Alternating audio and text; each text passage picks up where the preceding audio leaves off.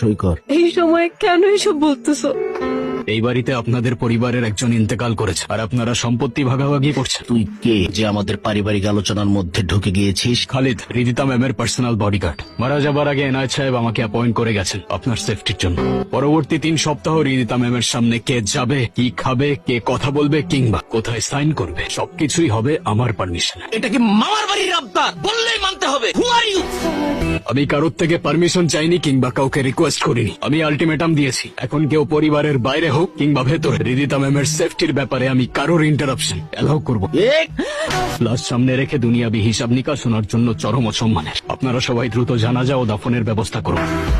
Ma'am, একটু খেয়ে নে। খাবার এসব নিয়ে যাও। আমার শরীর টিকলো কি না টিকলো তাতে এখন আর কিছুই যায় আসে না। যায় আসে ম্যাম, আপনার শরীর না টিকলে আমার কন্ট্যাক্ট ব্রিচ হবে। আর অসুস্থ কিংবা মৃত ব্যক্তিকে নিরাপত্তা দেওয়ার থেকে সুস্থ ব্যক্তিকে নিরাপত্তা দেওয়া অধিক কার্যকর। আপনি কি মানুষের সাথে এভাবেই কথা বলেন? আমি তথ্যের ভিত্তিতে কথা বলি ম্যাম। আর তথ্য হচ্ছে আপনার গ্লুকোজ লেভেল কমে গেলে রিফ্লেক্স লো হয়ে যাবে। বিপদের সময় আপনি দৌড়াতে পারবেন না। আর এতে আমার কাজের ক্ষতি হবে, তাই আপনার খাওয়া উচিত।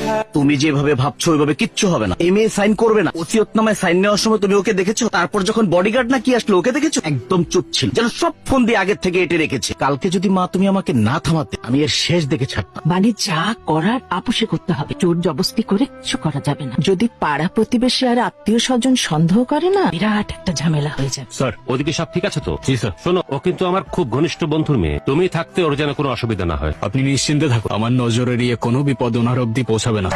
বাবা চলে যাওয়ার পর বাগানটা কেমন ফ্যাকাশ হয়ে গেছে, তাই না? বলতে পারছি না ম্যাম, এখানে কখনো আগে আসিনি আমি। বাবা সব সময় বলতেন মানুষ মারা গেলে নাকি তার প্রিয় বাগানটাও শোক পালন করে। শোক পালনের বিষয়টা ঠিক জানি না ম্যাম, তবে বাগানের মালিক না থাকলে দ্রুত আগাছা জন্মায়, আর আগাছা জন্মালে আসল গাছগুলো মরে। আপনার চারপাশটাও এখন আগাছায় ভরা। জানেন, এই পৃথিবীতে একমাত্র বাবাই আমাকে সব থেকে বেশি ভালোবাসতো। মা মারা যাওয়ার পর কোনোদিন মার অভাব বুঝতে দেয়নি। কালকে যাকে দেখলাম উনি। মা মারা যাওয়ার পর বাবা ওনাকে বিয়ে করে। উনি নিজের সন্তানের মতোই আমাকে দেখে, অনেক আদরও করে। ম্যাম, যে আদর করে আপনাকে বন্দি করে রাখে সেটা যত্ন না বরং শক্ত এক খাঁচা। আমি দেখেছিলাম কাল, তার এক হাত আপনার কাঁধে ছিল আর এক হাত ওসিয়তনামার ফাইল।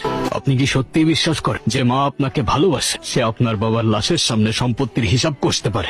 তোকে দেখে আমার কলিজাটা ফেটে যাচ্ছে রে মা। তোকে একাই ঘরে থাকতে দেখে আমার বুকটার মধ্যে খা খা করছে। চল মা, আমার ঘরে চল। তাছাড়া তোর সাথে আমার জরুরি কিছু কথাও আছে। জরুরি কথাগুলো দয়া করে এখানেই শেষ করুন। দেয়াল বদলে গেলে হয়তো আপনার কথাগুলোর অর্থও বদলে যেতে পারে। এটা কি ধরনের বেয়াদবি? আমার মেয়ের সাথে আমি একটু সুখ দুঃখের কথা বলবো, সেখানেও তোমার অনুমতি নিতে হবে? সমস্যা নেই খালিদ। আর মা, কি বলতেছো? অনুমতি কেন নিতে হবে? আমার কাজ অনুমতি দেওয়া না ম্যাম, তবে আপনার সুখ দুঃখের কথার জন্য যদি রিদিতা ম্যামের নিরাপত্তার কোনো ইন্টারাপ্ট হয়, সেক্ষেত্রে আপনার কথার মাঝে দেয়াল হয়ে দাঁড়ানোই আমার কাজ। যা বলার আমার সামনেই বলুন। তুমি ভুলে যেও না,